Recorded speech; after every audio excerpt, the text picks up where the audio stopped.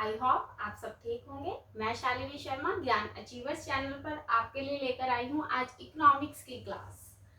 Students, हम last class के अंदर अपने अकाउंट्स के rules of debit and credit को फिनिश कर चुके हैं और आज मैं आपके कमेंट्स के अकॉर्डिंग इकोनॉमिक्स की क्लास लेकर आई हूँ।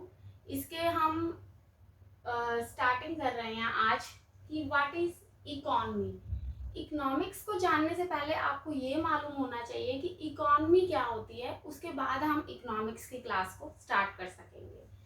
तो इकोनॉमी क्या होती है, इसका एक डेफिनेशन में मीनिंग है sum of all transaction that take place in area regulated by government. तो अब इसको मैं एक एग्जांपल के थ्रू समझाती हूँ। मान लीजिए ये एक फैक्ट्री है, यहाँ पे फैक्ट्री ले ली गई। अब इस फैक्ट्री के अंदर यहाँ पे कंज्यूमर्स हैं, ये इसको हम कंज्यूमर्स मान के चलते हैं, ये कंज्यूमर है, ठीक है। अब कंज्यूमर्स को जब नीड होती है वो सोर्सेज मांगते हैं, किससे? गुड्स जो चाहिए वो गुड्स किसके बदले में? मनी के बदले में। अब आप ये मत बोलना कि मैम डायरेक्ट कंज्यूमर जो फैक्ट्री से, इसके बीच में जो भी हमारे एजेंट्स होते हैं वो तो ऑब्वियसली हैं, लेकिन एक ओवरऑल हम बात कर रहे हैं कि यहाँ पे कस्टमर जो है वो फैक्ट्री से गुड्स को लेता है और फैक्ट्री जो है उनको गुड्स देती है विद एक्सचेंज ऑफ मनी। अब फैक्ट्री जो है उसको क्या चाहिए? रॉ मटेरियल चाहिए, तो वो भी दूसरे बिजनेस के ऊपर डिपेंड है, उसने भी रॉ मटेरियल लेना है। तो उसके लिए जो फैक्ट्री के मैनेजर्स हैं वो रॉ मटेरियल से रिलेटेड ट्रांजैक्शंस करते हैं। तो ये जो एक्टिविटीज हो रही है सारी की सारी ओवरऑल ट्रांजैक्शंस हो रही है कि कस्टमर फैक्ट्री से डीलिंग कर रहा है, फैक्ट्री जो है वो आगे बिजनेस किसी और अदर बिजनेस से डीलिंग कर रहा है, और इन सभी ट्रांजैक्शंस को कंट्रोल कौन कर रहा है? हमारी government, with the help of laws. जो भी रूल्स और रेगुलेशंस हैं उनकी हेल्प से गवर्नमेंट उसको कंट्रोल कर रही है। तो बच्चे ये जो सारी की सारी जो ट्रांजैक्शंस हो गई हैं, जैसे कि कंज्यूमर डीलिंग कर रहा है फैक्ट्री से, फैक्ट्री डीलिंग कर रही है अदर बिजनेस से, और इन सभी की सभी ट्रांजैक्शंस की डीलिंग हो रही, कौन कर रहा है? मैनेज गवर्नमेंट कर रही है। तो ये जो सारी की सारी ट्रांजैक्शंस हैं, हमने इसको एक इकोनॉमी का नाम दे दिया। अब आप इस डेफिनेशन को रीड करोगे तो आपको समझ आएगा कि it is a sum of all transaction, consumer से फैक्ट्री, फैक्ट्री से कंज्यूमर, फैक्ट्री से raw material, other business that place in an area. ये एक पर्टिकुलर एरिया है जो कि कौन रेगुलेट करता है? गवर्नमेंट करती है। इसके अंदर आप फैक्ट्री, बिजनेस, इंडिविजुअल, कोई अदर ऑर्गेनाइजेशन कुछ भी ले सकते हो। क्लियर हो गया ये पॉइंट? तो इसको हमने क्या नाम दे दिया? इकोनॉमी का नाम दे दिया। अब आपको पता चला होगा, हम कहते हैं इकोनॉमी डाउन हो गई है, इकोनॉमी हाई हो गई है, ये सब क्या होता है? इकोनॉमी क्या होती है? क्लियर है बच्चे? अब इकोनॉमी के अंदर अपना आता है एक तो ग्लोबल इकोनॉमी, एक होता है इंडियन इकोनॉमी। जो ग्लोबल इकोनॉमी होता है उसके अंदर ओवरऑल वर्ल्ड की ट्रांजैक्शंस को हम इंक्लूड करते हैं, ठीक है। ग्लोबल इकोनॉमी के अंदर हम पूरी की पूरी वर्ल्ड की ट्रांजैक्शंस को कंसीडर करते हैं, जबकि इंडियन इकोनॉमी में सिर्फ इंडिया के अंदर कौन सी ट्रांजैक्शंस हुई हैं, इन इंडिया, हम सिर्फ उसकी बात करते हैं। क्लियर हो गया आपको? ग्लोबल इकोनॉमी में इंडिया और आउट ऑफ इंडिया पूरी की पूरी ट्रांजैक्शंस को इंक्लूड करते हैं, sum of all transaction. Whereas Indian economy के अंदर सिर्फ हम इंडिया के अंदर जो ट्रांजैक्शंस हो रही हैं उनका टोटलिंग करेंगे, उसको हम इंडियन इकोनॉमी का नाम दे देते हैं। मींस जो इंडिया की बाउंड्रीज के अंदर होता है, ठीक है।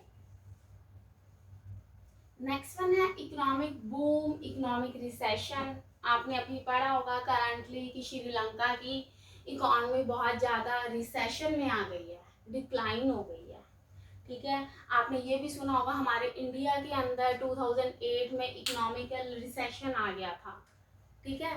तो ये जो पॉइंट्स हैं कि what is economic boom, what is economic recession, इसके बारे में हम बात कर रहे हैं। तो जब इकोनॉमिक बूम क्या होता है, इसके अंदर जब ट्रांजैक्शंस या नंबर ऑफ वॉल्यूम लेके चलते हैं, ट्रांजैक्शन या number of volume, sorry number of transactions and volume लेके चल सकते हैं, नंबर ऑफ ट्रांजैक्शंस या वॉल्यूम, ये जब हाई हो जाता है, इंक्रीज हो जाता है, तो इसको हम नाम दे देते हैं इकोनॉमिक बूम का। अब आप मुझसे पूछोगे कि मैम ट्रांजैक्शंस तो ठीक है, वॉल्यूम क्या होता है? वॉल्यूम ये हुआ कि ट्रांजैक्शंस तो उतनी है, ठीक है, लेकिन पहले मान लीजिए सिर्फ 500 यूनिट्स की ट्रांजैक्शन हो रही थी, तो अब क्या हो गई है, 800 यूनिट्स की हो गई। That is known as number of volume. Clear हो गया कि ट्रांजैक्शंस, पहले ट्रांजैक्शंस होती थी 1000, तो अब ट्रांजैक्शंस हो रही है 1200। पहले ट्रांजैक्शन 1000, फिर भी ट्रांजैक्शन 1000, बट एक ट्रांजैक्शन के अंदर मान लीजिए आप 5 लाख का कर रहे थे, ट्रांजैक्शन कर रहे थे, लेकिन अब कितने की हो रही है आपकी, 8 लाख की हो गई है, तो वो चीज क्या हो गई, हमारा वॉल्यूम हो गया। क्लियर है ये पॉइंट कि what is economic boom. Economic boom के अंदर जब नंबर ऑफ ट्रांजैक्शंस या नंबर ऑफ वॉल्यूम हमारा इंक्रीज हो जाता है, ठीक है, तो इसको हम बोल देते हैं इकोनॉमिक बूम। अब इकोनॉमिक रिसेशन क्या होता है? इकोनॉमिक रिसेशन के अंदर जब आपके नंबर ऑफ ट्रांजैक्शंस और वॉल्यूम आपके डिक्रीज हो जाते हैं, जैसे कि करंट एग्जांपल हम लेके जा रहे हैं श्रीलंका। श्रीलंका के अंदर ट्रांजैक्शंस जो है वो बिल्कुल डाउन हो चुकी है, आपका जो वॉल्यूम है वो भी बिल्कुल डाउन हो चुका है, उनके पास लिक्विडिटी नहीं है, मनी नहीं है, तो वो चीज़ क्या हो रही है, उनकी जो ट्रांजैक्शंस है वो हो ही नहीं रही है, तो इसको हम क्या बोल देते हैं, इकोनॉमी रिसेशन हो चुका है उनका। क्लियर हो गया। 2008 के अंदर हमारी इंडिया के अंदर इकोनॉमिकली बहुत ज़्यादा रिसेशन आया था। आपको ध्यान होगा कि मिस्टर मनमोहन सिंह जो है वो बहुत अच्छे इकोनॉमिस्ट है। उन्होंने जब इंडिया के Manmohan Singh doctor, he is a good economist, उन्होंने हमारी इंडिया की इकोनॉमी को बहुत अच्छी तरह से मैनेज किया, इससे हम इंडियन इकोनॉमी जो रिसेशन में नहीं गई, फाइनेंशियल क्राइसिस होने से हम बच गए, ठीक है। तो मनमोहन सिंह ने, he is a great economist और उन्होंने इस चीज़ को मैनेज किया। तो अब समझ आ गया आपको डिफरेंस कि what is economic boom and what is economic recession.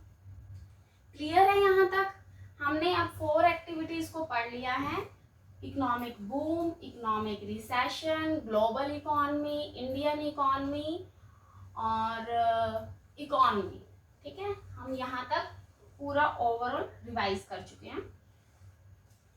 Next one है कि एक्टिविटीज क्या होती हैं।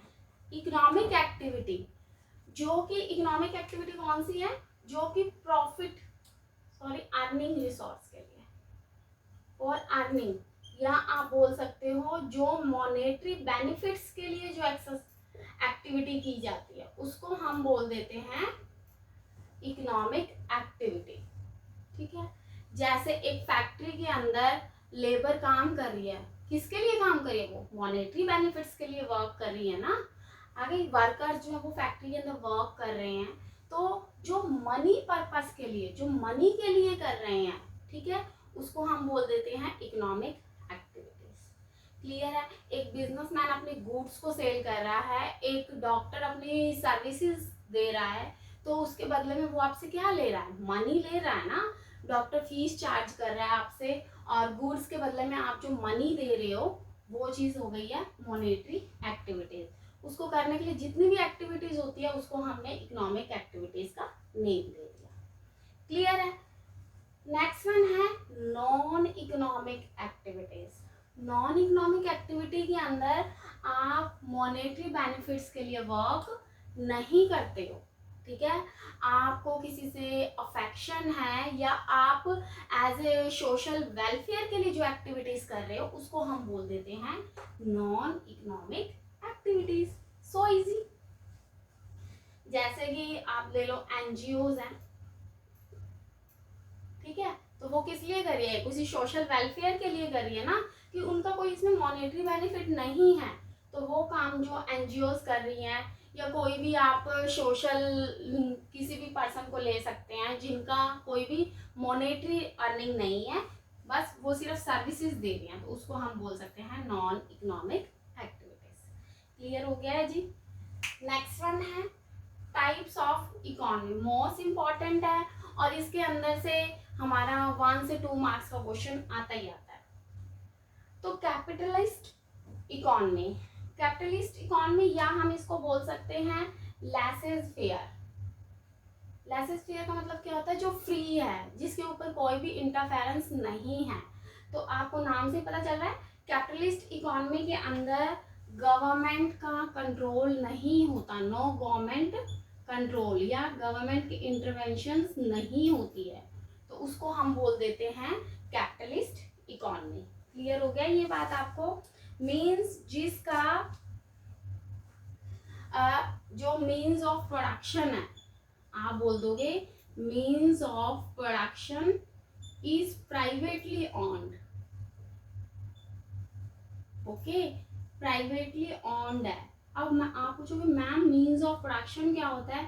मीन्स जो प्रोडक्शन के लिए चाहिए, गुड्स चाहिए, land, labour, capital, tools, technology, ये सब प्रोडक्शन के लिए जो भी चाहिए उसको हम बोल देते हैं मीन्स ऑफ प्रोडक्शन। ये मीन्स क्या है, साधन, ठीक है, वो बोलते हैं, उसको बोलते हैं हम मीन्स। क्लियर हो गया है। और ये जो कैपिटलिस्ट इकोनॉमी होती है, ये अपनी ग्रोथ को मैक्सिमम करना चाहते हैं, मैक्सिमम ग्रोथ, अपने प्रॉफिट्स को मैक्सिमम चाहते हैं ये, ठीक है, प्रॉफिट्स को मैक्सिमम चाहते हैं। क्लियर हो गया कैपिटलिस्ट इकोनॉमी क्या होता है।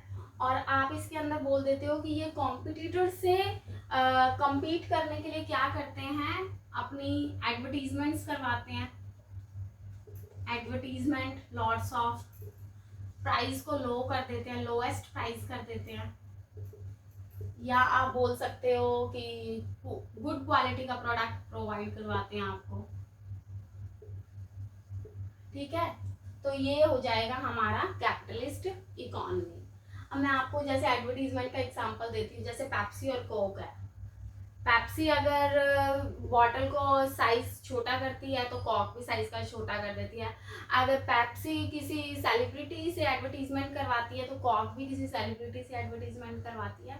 तो ये समझ आ रहा है आपको, प्राइस को लोएस्ट कर दिया, 10 रुपीज की भी अगर बॉटल आ रही है तो इधर से कोक की भी 10 रुपीज की बॉटल आ रही है। तो इस तरह से जो इक्वल कॉम्पिटिटर्स हैं, वो कॉम्पिटिटर्स क्या करते हैं, कैपिटलिस्ट इकोनॉमी के थ्रू अपने मैक्सिमम प्रॉफिट को लेना चाहते हैं मार्केट से, इकोनॉमी से। क्लियर हो गया, ये समझ आ गया आपको कैपिटलिस्ट इकोनॉमी के अंदर। और हाँ, ये चाहते हैं कि प्राइस को लोएस्ट करके हम सोसाइटी से मैक्सिमम बेनिफिट्स को गेन कर सकें। इसलिए ये मैंने आपको बता ही दिया कि मेन ऑब्जेक्टिव क्या है इनका, मैक्सिमम ग्रोथ है, मैक्सिमम बेनिफिट्स हैं। और इसको हम लेसेस फेयर भी बोलते हैं, क्योंकि इसके अंदर गवर्नमेंट की इंटरवेंशन नहीं होती है, गवर्नमेंट का कोई भी कंट्रोल नहीं होता है, इसलिए हम इसको बोल देते हैं कैपिटलिस्ट इकोनॉमी। क्लियर हो गया बच्चे। नेक्स्ट वन है इसके अंदर सोशलिस्ट इकोनॉमी। सोशलिस्ट इकोनॉमी के अंदर गवर्नमेंट की इंटरवेंशन होती है, गवर्नमेंट की इंटरवेंशन होती है, ये मेन सोशल वेलफेयर के लिए होता है, ठीक है। इसके अंदर कोई भी कंपटीशन नहीं होता, ये सोसाइटी के बेनिफिट्स के लिए होती है, ठीक है। एक इसको कार्ल मार्क्स ने बताया, ठीक है, जबकि कैपिटलिस्ट इकोनॉमी को एडम स्मिथ ने डिफाइन किया, एडम स्मिथ ने, ठीक है, इसको सपोज किया है एडम स्मिथ ने, जबकि जो सोशलिस्ट इकोनॉमी है उसको कार्ल मार्क्स ने सपोज किया है। Admin Smith is the father of economics. ये बात आप ध्यान रखना कि Adam Smith is the father of modern economics. Clear हो गया आपको कि व्हाट इज सोशलिस्ट इकोनॉमी। इसके अंदर इसके अंदर कोई भी पर्सनल प्रॉफिट्स को नहीं देखा जाता, जबकि कैपिटल इकोनॉमिस्ट के अंदर पर्सनल प्रॉफिट्स को देखा जाता है। अब हम एक बार डिफरेंस कर लेते हैं।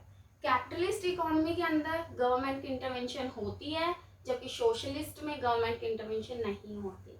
कैपिटलिस्ट में अपने पर्सनल प्रॉफिट्स की तरफ ध्यान दिया जाता है, सोशलिस्ट में अपने पर्सनल प्रॉफिट्स की तरफ ध्यान नहीं दिया जाता है। कैपिटलिस्ट के अंदर सोसाइटी के बेनिफिट्स की तरफ ध्यान नहीं दिया जाता, जबकि सोशल में सोसाइटी के बेनिफिट्स की तरफ ध्यान दिया जाता है। कैपिटलिस्ट में कंपटीशन की तरफ हाई कंपटीशन होता है, और कंपटीशन के अंदर हम प्राइस को लोएस्ट भी करते हैं, एडवर्टीजमेंट भी करते हैं। लेकिन सोशलिस्ट के अंदर जो कंपटीशन है वो कम होता है या नहीं भी होता है। क्लियर हो गए ये सारे के सारे आपको पॉइंट्स। नेक्स्ट वन है इसके अंदर mixed economy. Mixed economy is the combo of capitalist plus social. Means mixed economy जो कैपिटलिस्ट का भी क्वालिटी लेके चलता है, सोशलिस्ट की भी क्वालिटी लेके चलता है। हमारे इंडिया के अंदर मिक्स्ड इकोनॉमी को फॉलो किया जाता है, मिक्स्ड इकोनॉमी को। ठीक है कि कुछ जगहों पे गवर्नमेंट का इंटरवेंशन है, गवर्नमेंट का कंट्रोल है, लेकिन कुछ जगहों पे गवर्नमेंट का कंट्रोल नहीं है। जैसे मैंने आपको एग्जांपल दिया पेप्सी और कोक। ठीक है, प्राइवेट ऑन्ड कंपनी है। कैपिटलिस्ट इकोनॉमी के अंदर हम प्राइवेटली ऑन्ड लेके चलते हैं, जबकि सोशल के अंदर गवर्नमेंट ऑन्ड लेके चलते हैं। तो पेप्सी और कोक का एग्जांपल जो दिया है मिक्स इकोनॉमी में, वो प्राइवेट ऑन्ड है, तो वो आपने ले लिया है कैपिटलिस्ट का। क्लियर है बच्चे? ठीक है। और सोशलिस्ट में जैसे हमारा डिफेंस को लेके चलते हैं, तो डिफेंस अभी भी क्या है, गवर्नमेंट के कंट्रोल में है, तो वो सोशलिस्ट इकोनॉमी का पार्ट ले लिया गया है। तो इस तरह से मिक्स्ड इकोनॉमी हो गया। और मिक्स्ड इकोनॉमी का एक अदर नेम है डेमोक्रेटिक सोशलिज्म। तो कई बार पॉइंट आ जाता है कि इंडिया के अंदर कौन सा फॉलो होता है, तो बच्चे कंफ्यूज हो जाते हैं, कैपिटलिस्ट नहीं है, सोशलिस्ट नहीं है। मिक्स्ड इकोनॉमी नाम ना देके वो डेमोक्रेटिक सोशलिज्म दे दिया जाता है, वो आपको पता नहीं होता, या नन ऑफ दीज लिखा होता है, आप नन ऑफ दीज पे टिक मार्क कर देते। नो, डेमोक्रेटिक सोशलिज्म का अदर नेम, मिक्स्ड इकोनॉमी का अदर नेम ही डेमोक्रेटिक सोशलिज्म। क्लियर हो गया आपको? यहाँ तक कोई प्रॉब्लम? नो। तो अब हम नेक्स्ट कर रहे हैं टाइप ऑफ इकोनॉमिक एक्टिविटीज। यहाँ तक का आप पूरे का पूरा रिवाइज कर लीजिए।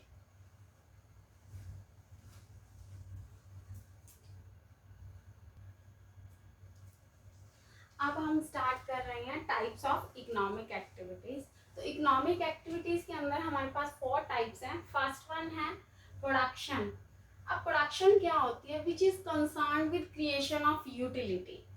जो यूटिलिटी को क्रिएट करने के लिए, क्रिएशन के लिए जो एक्टिविटीज होती है, उसको हम प्रोडक्शन के नाम दे देते हैं।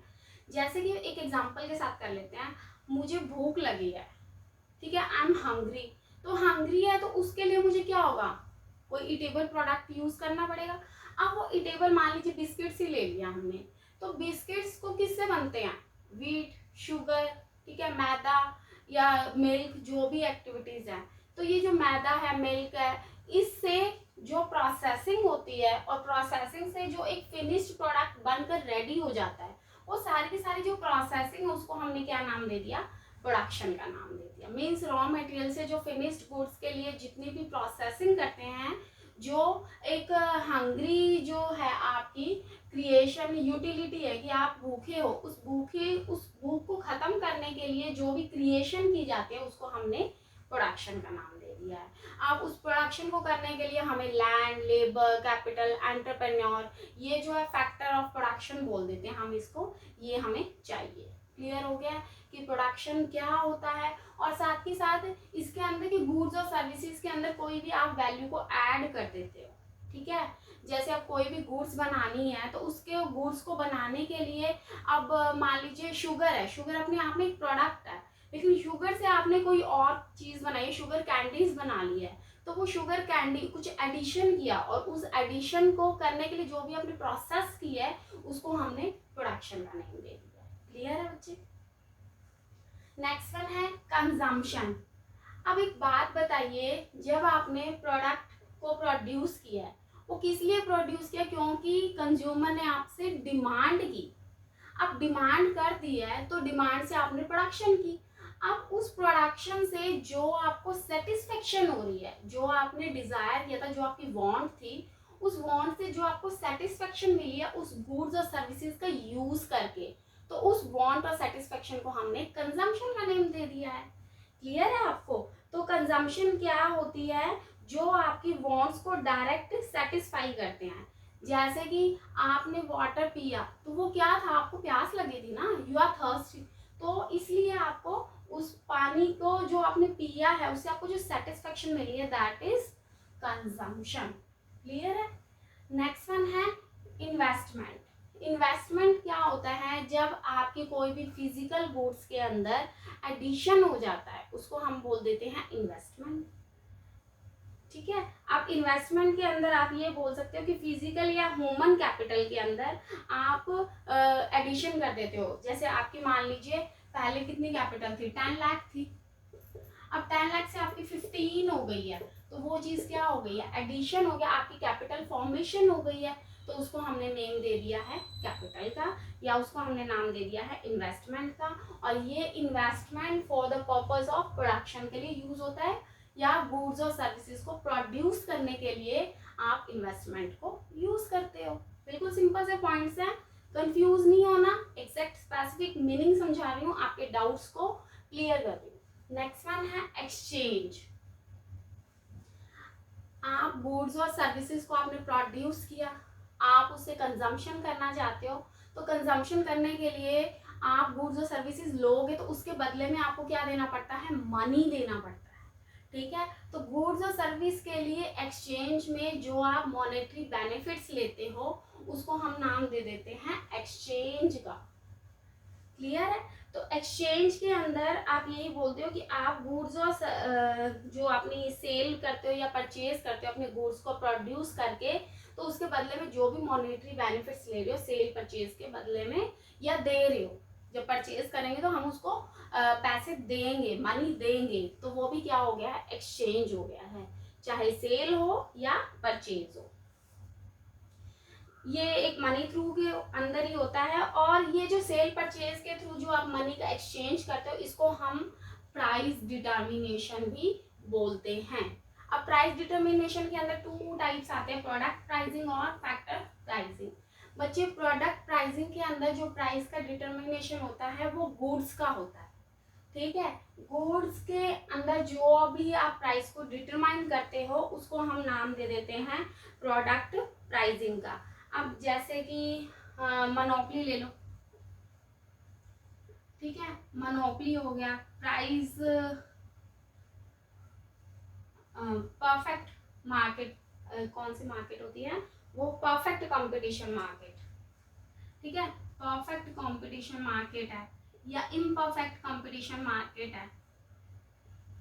ठीक है? इम्परफेक्ट। अब ये क्या होती है, ये इसका मैं अलग से एक लेक्चर दूंगी आपको कि नंबर ऑफ मार्केट्स होती है, कौन कौन सी होती है, परफेक्ट, इम्परफेक्ट, मोनोपोली, तो उसके बारे में हम ओलिगोपोली, डुओपोली, अलग अलग मार्केट्स हैं उसके बारे में हम स्टडी करेंगे। तो ये जो मोनोपोली में, परफेक्ट मार्केट में, ये जो मार्केट्स हैं इसके अंदर जो प्राइस को डिटरमाइन करते हैं, किस बेस पे करते हैं, उसको हम बोल देते हैं प्रोडक्ट प्राइसिंग। लेकिन फैक्टर प्राइसिंग के अंदर, फैक्टर ऑफ सर्विसेज के अंदर जो भी आप सर्विसेज दे रहे हो, या आप ये बोल सकते हो फैक्टर प्राइसिंग के अंदर कि जो प्राइस ऑफ फैक्टर्स है, फैक्टर्स आप क्या लेते हो? लैंड, फैक्टर्स लेके चलो, लैंड, लेबर, कैपिटल, एंटरप्रेन्योर। ठीक है? ये फैक्टर ऑफ प्रोडक्शन है।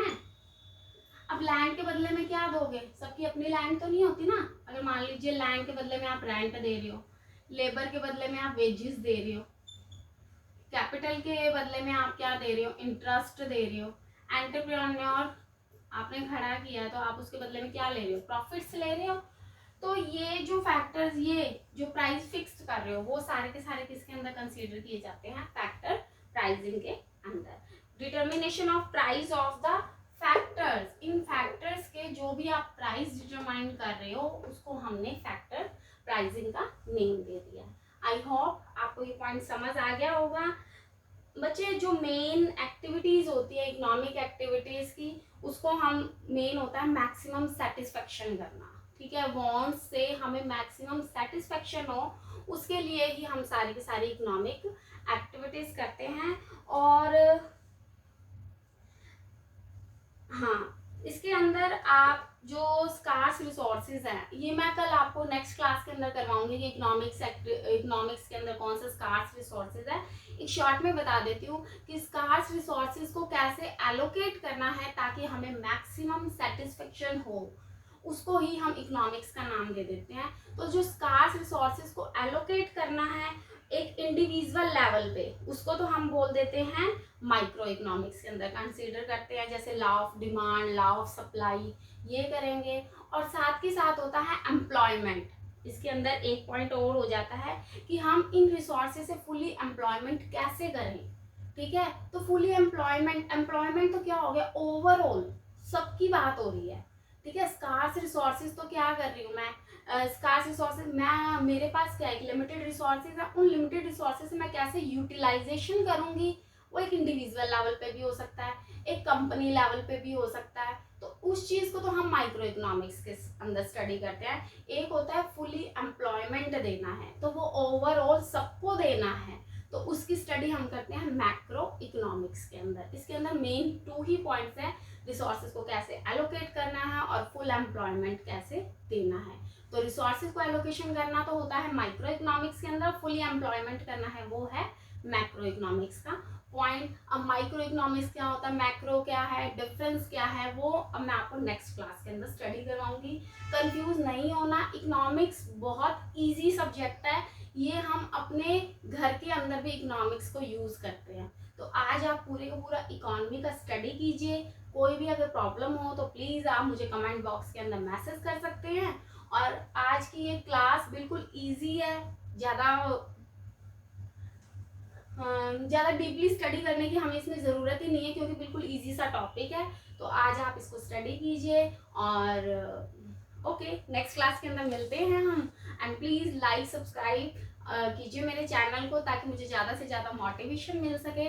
Thank you so much, God bless you, have a nice day.